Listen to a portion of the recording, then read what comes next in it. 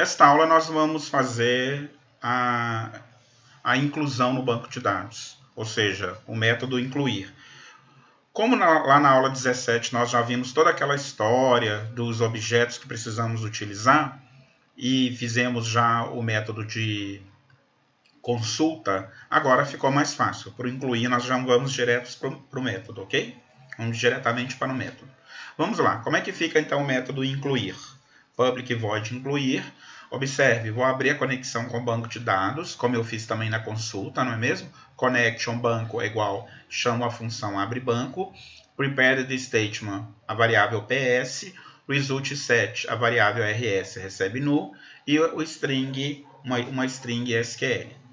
A primeira coisa que a gente precisa fazer, então, é armazenar os dados do formulário nas variáveis.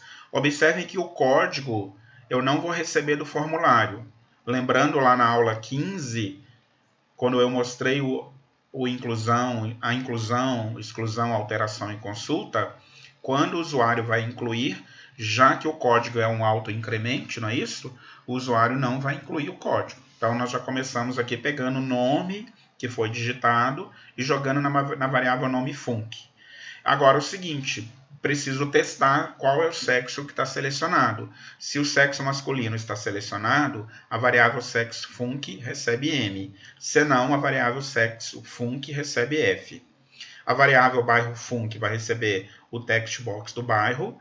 A variável setor func, observe como é um combo box, é a propriedade ou o método getValue, para eu pegar o setor selecionado. E o salário func, que é a variável salfunc, lembre-se que tem que dar um double, passe double, porque o getText retorna uma string.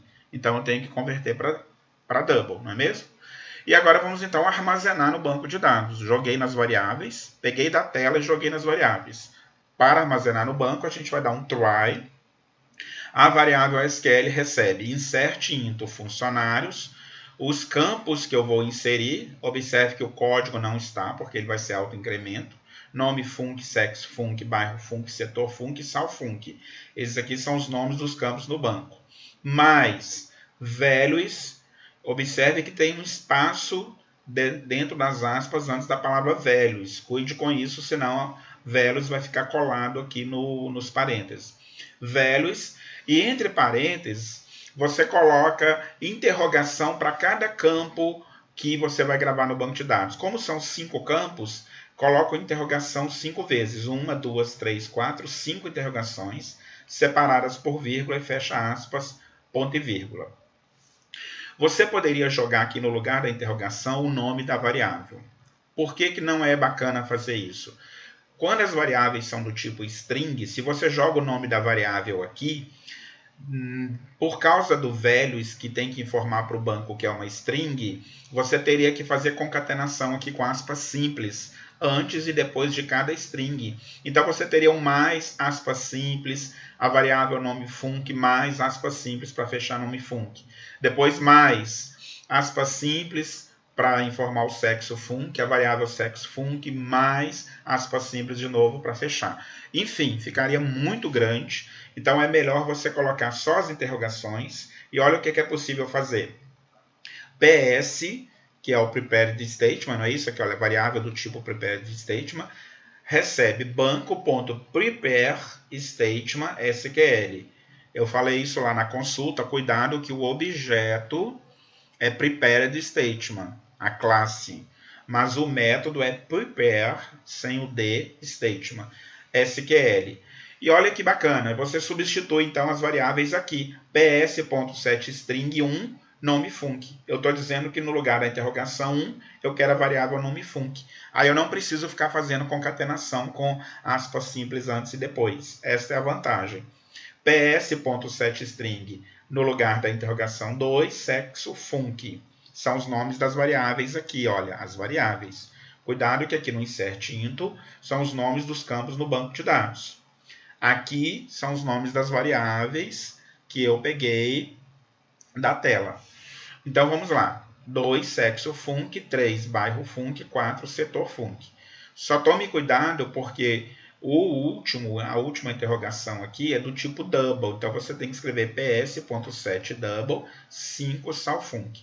Pronto, agora basta dar um execute table no PS. Tem uma coisa de diferente aqui em relação à consulta, é que quando você dá um execute table, ele retorna um número inteiro. Então, cria uma variável para receber o PS execute update. Embora eu não vou precisar usar essa variável, mas eu falo int, o nome de uma variável qualquer, recebe PS execute update, ok? Então, está aí. Ao fazer isso, já gravei no banco de dados. Mas eu preciso mostrar para o usuário o número que foi gravado lá, já que o código é auto-incremente. Então vamos para a segunda parte ainda aqui dentro do método. Estou dentro do try ainda. O que eu preciso fazer? Vamos lá fazer uma consulta no banco. Olha só, eu preciso mostrar o número criado no banco de dados para o usuário. Ou seja, é o maior número que está lá. Então, vou fazer de novo um comando SQL. A variável SQL recebe select max. Max é uma função do banco de dados, não é isso? Que retorna o maior valor. Então, max code fun, que eu quero que ele pegue o maior código de funcionário, que foi o código que ele acabou de gravar. As maior, estou dizendo, jogue numa variável chamada maior, from funcionários. Olha que fácil. Agora eu falo PS recebe banco, prepare statement SQL. Para executar o SQL, RS recebe ps.execute query.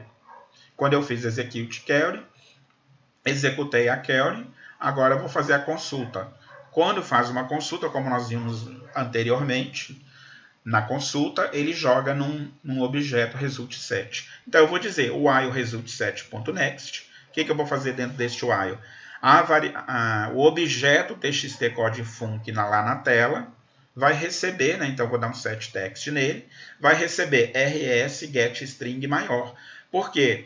Maior não é um campo do banco de dados, mas olha só, maior é o nome da variável que foi retornada aqui nesse select. Então, eu vou jogar essa variável aqui, porque o recordSet reconhece essa variável. Ou melhor, o resultSet reconhece essa variável. Então, eu joguei no text box. Pronto. Sai do while, eu vou mandar uma mensagem, nome do funcionário incluído no banco de dados. Eu esqueci de mostrar no anterior, na aula de consulta, que é importante aqui, antes de fechar o try aqui, antes do catch, fechar o objeto recordSet e fechar o banco de dados, ok?